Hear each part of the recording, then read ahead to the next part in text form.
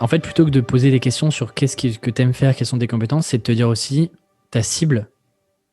où est-ce qu'elle se trouve. Beaucoup de marketeurs, quand j'ai démarré le podcast, sont venus me voir, notamment sur LinkedIn et tout, en me disant mais qu'est-ce que tu es en train de faire? Enfin, t'es marketeur et tu t'appliques pas ce que tu es en train de dire à tes clients qui est créer du contenu pour votre cible, intéresser votre cible, appuyer sur les problématiques de vos clients, etc.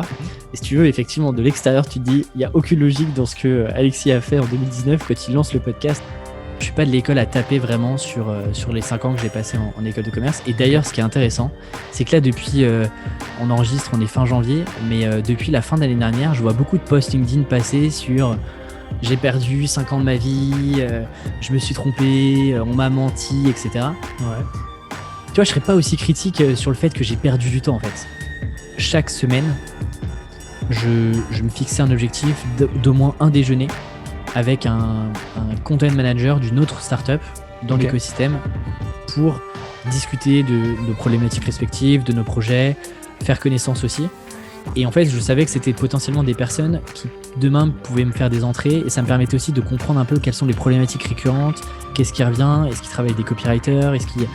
travaillent avec des partenaires, des freelances, si oui, comment ça se passe, pourquoi est-ce qu'ils sont pas satisfaits aujourd'hui. Si tu restes attentiste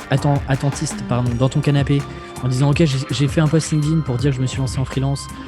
ou que j'ai lancé ma boîte et qu'il y a un beau site internet, en vrai ça marche, enfin, tu vas attendre longtemps quoi. En gros, le succès est le résultat